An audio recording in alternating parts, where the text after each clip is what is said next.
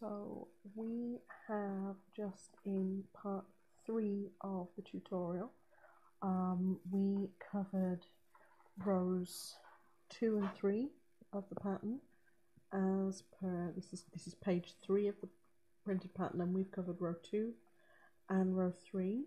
Now if you've already got a grip of it, maybe you did that as one thing, you may have reviewed back to part 2 to see what we did on row 1, because row 1 and row 3 are exactly the same.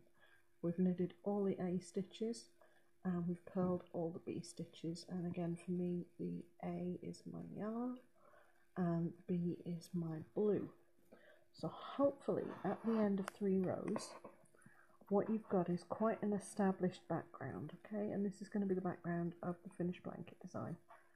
On the front, so side A, I have all my A colour stitches showing, all my yellow knits are on this side, and on the reverse I have all my B colour, so for me that's the blue.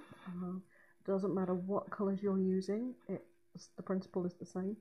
Your B colour will be the background on this side, and what's going to happen is as we work the blanket, you'll have on this side, you'll have the elephant will be in colour A, and on the front the elephant will be in colour B.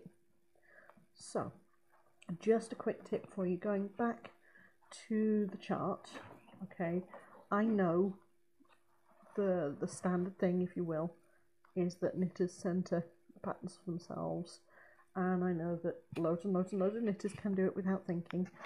I'm not one of those knitters. I happen to be working with a challenge, so what I like to do is I like to, you remember earlier we talked about how I run an ink line or a pencil line down each side of the actual design, so I know how many stitches wide the design is. And because I'm doing the standard pattern, not the wide pattern, I'm doing 3 stitches on either side. What I've gone ahead and done is I've actually inked in for myself a guideline, so that as I'm going along I don't have to think about where am I starting, how am I centering. I just know that I'm going to start at this ink line if I'm on this side, and on this one if I'm on that side, and I've even noted those for myself, so I really can't go wrong. Even if I put this away now for a month and come back to it, I know where I'm at.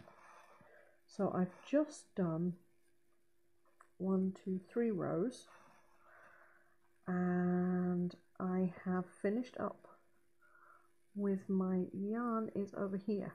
So I am going to start by just leaving myself a note that when I started I was down here, and I'm just going to leave myself a star there so that I know that this first row I'm going to start down here in the bottom left corner, and I'm going to work this first bottom row of the pattern, and then I am going to turn the work back here. So I'm just going to leave myself a mark that I'm going to have come along this row in this direction. Hopefully in a few rows I'll pick that up and I won't need the support of it, but for now I'm going to give myself all the support that I've got.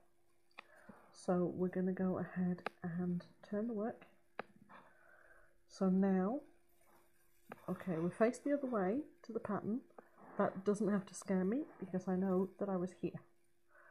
Okay, I know I'm starting at this ink line, and I know that I'm going to have certainly 3 pairs that are the standard background. So I'm going to have 3 pairs, and then I'm going to do a quick count up here: 6, 8, 12, 14, 16, 22, 24. So I know that I'm going to need 26 stitches before I have to think or do anything that's complicated.